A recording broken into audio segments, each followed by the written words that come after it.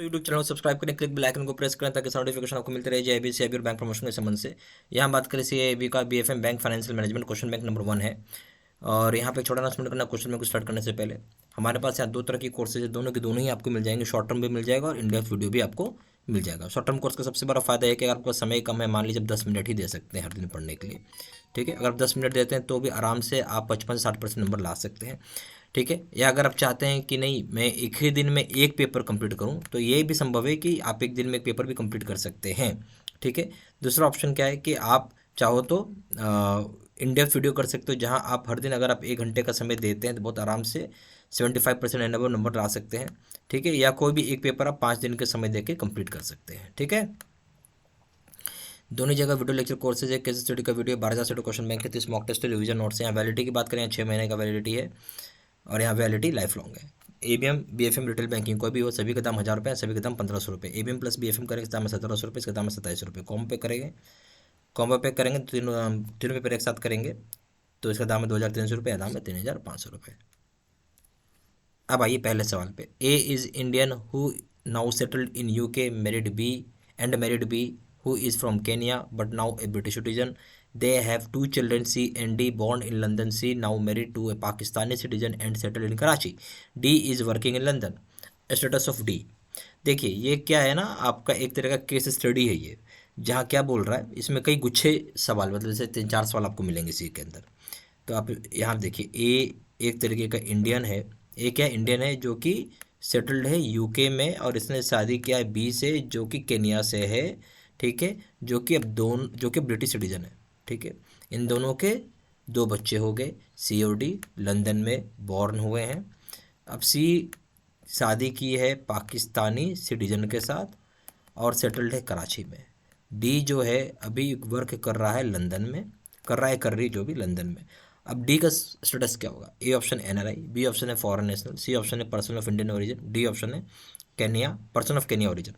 देखिए एनआरआई हम उसी को बोलते हैं जो टेम्प्ररी जॉब के लिए जाते हैं। टेम्प्ररी आप फॉरेन में कंट्री, टेम्प्ररी आप क्या हो, फॉरेन कंट्री में हो, ये याद रखना। एनआरआई का एक सबसे बड़ा डेफिनेशन जो है ना, टेम्प्ररी है, परमानेंट नहीं गए, टेम्प्ररी या फॉरेन कंट्री में है आप, ठीक है। फिर उसके बाद भारत में पाएंगे, आज नहीं तो कल, नहीं तो परसों, जब भी, ठीक है। फॉरेन नेशनल तो हुआ ही नहीं, यानी एनआरआई इसको हम नहीं बोलेंगे, ठीक है। इसको हम क्या बोलेंगे? एनआरआई हम नहीं बोल सकते हैं, ठीक है। फॉरेन नेशनल भी नहीं बोलेंगे, पर्सन ऑफ इंडियन ओरिजिन बोलेंगे, क्योंकि इसके इनमें से एक आदमी इंडियन है, तो इसलिए सही ऑप्शन क्या है? Person of Indian origin. Person of Kenya origin भी बोल सकते हैं, बट ये हमारे स्टेटस पे संबंध नहीं होगा, क्योंकि केनिया के लिए संबंध है, हम तो इंडिया के हैं, हम इंडिया की बात करेंगे, इसलिए ये भी ऑप्शन गलत हो गया। सही ऑप्शन हो जाएगा सी, पर्सन ऑफ इंडियन ओरिजिन, सी, ठीक है। क्योंकि सी जो डी का स्टेटस है, डी क्या है, उसके पिताजी या माताजी कोई इंडियन है, तो नेचुरल सी बात है पर्सन ऑफ इंडियन ओरिजिन हो जाएगा, सही ऑप्शन सी हो जाएगा। क्वेश्चन नंबर 2 है, सवाल वही है, सेम है, खाली क्वेश्चन नंबर 2 में अब यहाँ पे मैंने बोला था ना आपको गुच्छा का सवाल ही है, तो अब गुच्छा वाला सवाल है। देखिए, A can open which type of account? NRI, NRO, FSNRB, ठीक है। ए कौन था? ए वो था जो भारतीय था, ठीक है। अब वो सेटल्ड हो गया यूके में, तो स्वाभाविक सी बात है उसका सब यूके की नागरिक मिल गई है। ए ऑप्शन है only 1 and 2, B option only 1 and 3, C option only 2 and 3, D option हो जाएगा आपका 1, 2 एंड 3। ए जो है ओपन कर सकता है एनआरई अकाउंट भी, एनआरओ अकाउंट भी और एफएसएनआरबी अकाउंट भी, कोई प्रॉब्लम नहीं है, तीनों अकाउंट ओपन कर सकता है ये, ठीक है। डी क्वेश्चन नंबर 3 में ये यहाँ बोलता है A can make nominee for her account out of her family. बोलता है ए क्या, ए नॉमिनी बनाना चाहता है अपने फैमिली में से, किस किस को बना सकता है नॉमिनी, ठीक है। ए जो है, ए किस किस को नॉमिनी बना सकता है? ये बी भी है, सी भी है, डी भी है, तो A option B C, A option है बी, बी ऑप्शन है सी ऑप्शन है डी, डी ऑप्शन है एनीवन। तो भाई किसी को ये नॉमिनी बना सकता है, ऐसा कुछ नहीं है। जो भी इनके बच्चे हैं, वाइफ हैं, हस्बैंड है, उसको नॉमिनी बना सकते हैं। अब आइए इसी में क्वेश्चन नंबर 4 है, बोलता है कि डॉटर सी है, सी क्या डॉटर है जो ओपन करना चाहती है एनआरआई अकाउंट, यहाँ परमिशन लगेगा with the permission of, daughter she can open NRI account with the permission of, यानी डॉटर सी को ओपन करना एनआरआई अकाउंट, तो यहाँ परमिशन लगेगा किसका? ए ऑप्शन है आरबीआई, बी ऑप्शन है एमओएफ होता है ministry of finance, C option है एमओई यानी ministry of external affairs, D option है कैनॉट ओपन।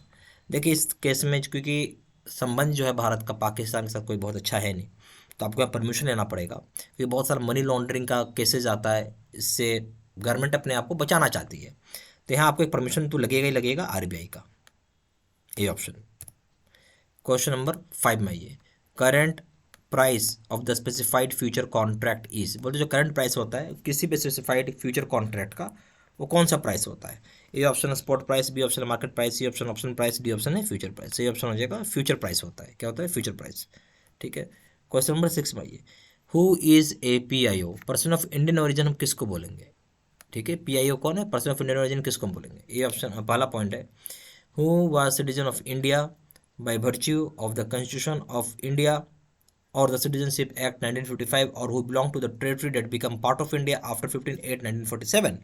ठीक है, तो यह बोलता है, यहाँ पे वो नागरिक की बात कर रहा है भारत का, जो संविधान ये बोलता है, जो संविधान के हिसाब से बोलता है, सिटीजनशिप एक्ट 1955 के बोलता है कि जो कोई भी बिलोंग्ड होगा, एक टेरिटरी है जो हो अब भारत का पार्ट बन गया 15/8/1947 के बाद।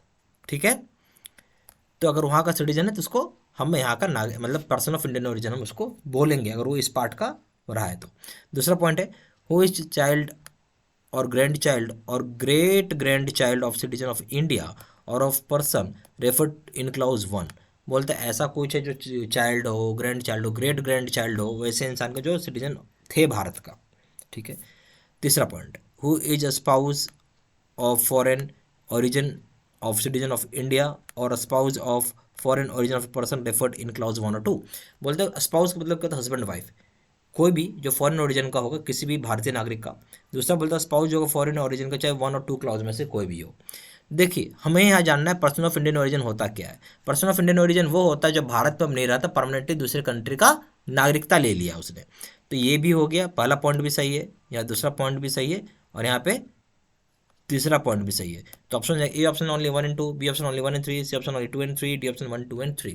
तो सही ऑप्शन क्या हो जाएगा? यहाँ पे हो जाएगा डी ऑप्शन हो जाएगा 1, 2 and 3। क्वेश्चन नंबर 7 में आइए, joint account of NRE account can be opened. अब समझिए, ज्वाइंट अकाउंट की आप बात कर रहे हो, किसके साथ है? एनआरई अकाउंट के साथ, उसको ओपन करना चाहते हैं। पहला पॉइंट है, jointly in the names of 2 or more NRI. Jointly बोलता है आपका नाम रहेगा 2 या 2 से ज़्यादा एनआरआई या पीआईओस के साथ। दूसरा point, jointly with residents on either or survivor basis. Jointly बोलता है रेसिडेंट के साथ खोलना चाहते हैं ई और एस बेसिस पे। तीसरा पॉइंट है आइदर और सर्वाइवर। तीसरा पॉइंट है ज्वाइंटली रेसिडेंट्स ऑन फॉर्मर और सर्वाइवर बेसिस पे आप खोलना चाहते हैं। ठीक है, तो ए ऑप्शन हो जाएगा only 1 and 2, B option only 1 and 3, C option only 2 and 3, D option 1, 2 and 3। तो देखिए, इस केस में क्या हो जाएगा कि आप जब अकाउंट खोलना चाहते हैं एनआरआई के साथ, ठीक है, जब कभी आप अकाउंट खोलना चाहते हैं एनआरआई अकाउंट को बिल्कुल ओपन कर सकते हैं। ठीक है, 2 या 2 से ज़्यादा एनआरआई हो, पीआई हो, कोई प्रॉब्लम नहीं, यह अकाउंट ओपन हो जाएगा। पर दूसरा क्लाउज जो बोलता है ना कि आइदर सर्वाइवर आप रेसिडेंट के साथ खोलना चाहते हो, ये नहीं कर रहे देगा। ये आइदर सर्वाइवर आप में नहीं खोल सकते हैं। यहाँ आप कैसे खोल सकते हो? ज्वाइंटली खोल सकते हो, मतलब ज्वाइंट रहेगा, दोनों का ऑपरेशन क्या रहेगा? ज्वाइंट। ठीक है, ये हो सकता है, ई और एस में नहीं खुलेगा। फिर jointly with residents on farmer और सर्वाइवर बेसिस बिल्कुल खुल जाएगा, फॉर्मर और सर्वाइवर बेसिस पे कोई प्रॉब्लम नहीं है। तो पहला बी ऑप्शन हो जाएगा 1, 2, 1 and 3। ठीक है, क्वेश्चन नंबर, यानी यहाँ पे सॉरी यहाँ पे क्या आ जाएगा? B option. ठीक है ना। क्वेश्चन नंबर 8 आइए, joint accounts of N R O account can be opened. Same सवाल है, ज्वाइंट अकाउंट आप एन आर ओ को ओपन करना चाहते हैं, तो पहला पॉइंट है jointly in the names of 2 or more N R I P I Os. फिर दूसरा पॉइंट है jointly with residents on either or survivor basis. तीसरा पॉइंट है ज्वाइंटली ऑन रेसिडेंट्स फॉर्मर और सर्वाइवर बेसिस। इसमें ऑप्शन दे A option है only 1 and 2, B option only 1 and 3, C option है ओनली 2 and 3, डी ऑप्शन है 1, 2 and 3। देखिए, हम जब यहाँ बात कर रहे हैं एनआरओ अकाउंट की, तो एनआरओ अकाउंट बिल्कुल ओपन हो जाएगा, कोई प्रॉब्लम नहीं है। 2 या 2 से ज़्यादा एनआरआई हो, पीआईओ हो, खोल सकते हैं। ज्वाइंटली विद रेसिडेंट्स ई और S and either survivor basis पे नहीं ओपन होगा, पर ज्वाइंटली आप खोल सकते हैं रेसिडेंट के साथ फॉर्मर और सर्वाइवर बेसिस पे, कोई प्रॉब्लम नहीं है, यानी बी ऑप्शन हो जाएगा 1 and 3। क्वेश्चन नंबर 9 भाई, NRE account can be open as. NRE account जो होता है उसको आप कैसे ओपन करोगे? एनआरई अकाउंट जो होता है उसको हम ओपन कर सकते हैं, पहला ऑप्शन है, पहला पॉइंट है सेविंग, दूसरा पॉइंट है करंट, तीसरा पॉइंट है फिक्स डिपॉजिट। ठीक है, अब एनआरई है, ठीक है, ए ऑप्शन हो जाएगा ओनली 1 and 2, बी ऑप्शन हो जाएगा 1 and 3, सी ऑप्शन हो जाएगा ओनली 1 and 3, डी ऑप्शन है ओनली 2 and 3, डी ऑप्शन है 1, 2 and 3। तो यहाँ पे हम जो हो जाएगा, जो है एनआरई अकाउंट ओपन कर सकते हैं, सेविंग के रूप में भी आप ओपन कर सकते हो, करंट अकाउंट के रूप में भी ओपन कर सकते हो, और फिक्स डिपॉजिट के रूप में भी आप ओपन कर सकते हैं। डी ऑप्शन हो जाएगा 1, 2 and 3। Question number 10, FCNRB account can be open as. अब बोलते हैं FCNRB अकाउंट को आप कैसे ओपन कर सकते हो। पहला ऑप्शन है, पहला पॉइंट है सेविंग्स, दूसरा पॉइंट है करंट, तीसरा पॉइंट है fix deposit, sorry term deposit. तो जो FCNRB अकाउंट होता है, तो सब ए ऑप्शन है only 1, B option only 2, C option है ओनली 3, डी ऑप्शन है 1, 2 एंड 3। सबसे पहली बात है FCNRB एक तरह का फिक्स डिपॉजिट है, सेविंग अकाउंट भी नहीं हुआ, ये करंट अकाउंट भी नहीं हुआ, ये क्या है, टर्म डिपॉजिट यानी फिक्स डिपॉजिट है, सिर्फ ओनली 3 आ जाएगा। ठीक है, सी ऑप्शन।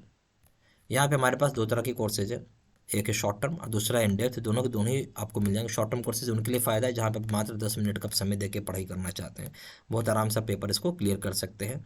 या फिर अगर आप चाहते हैं एक दिन में भी पढ़ना, तो वो भी संभव है। 22 घंटे की वीडियो होती है पर पेपर, आराम से इसको पढ़ के निकल सकते हैं। दूसरा हो जाएगा आपका इन डेप्थ वीडियो, ये अगर आप हर दिन 1 घंटे का समय देते हैं तो आराम से निकल जाएगा। या फिर आप यहाँ पे आप बोल सकते हैं कि 80 आवर्स का ये वीडियो का लेक्चर का ये लेंथ होता है। ठीक है, तो आपको जैसा अच्छा लगे वैसा पढ़ सकते हैं। दोनों जगह वीडियो लेक्चर कोर्स है, कैसे स्टडी का वीडियो, 12 से क्वेश्चन बैंक है, 30 मॉक टेस्ट रिवीजन नोट्स है। यहाँ वैलिडिटी हो जाएगा 6 महीने, यहाँ हो जाएगा 22, यहाँ हो जाएगा लाइफ लॉन्ग। कोई पेपर करिए, ABM BFM रिटेल बैंकिंग सभी का दाम 1000 रुपये, सभी का दाम 1500 रुपये। ABM प्लस BFM का दाम है 1700 रुपये, दाम है 2700 रुपये। कॉमो पे करेंगे दाम है 2300 रुपये, दाम है 3500 रुपये। ज़्यादा जानकारी के लिए फ़ोन कर सकते हैं। फ़ोन नंबर जाएगा 9508536524, या फिर वेबसाइट पर जाकर डायरेक्टली ऑनलाइन ऑर्डर प्लेस कर सकते हैं। वेबसाइट पर जाकर www.jibcibmedj.com, email ID जो 123@gmail.com। ये सारी इन्फॉर्मेशन मैंने इसी वीडियो के डिस्क्रिप्शन बॉक्स में डाला हुआ है। Thank you very much.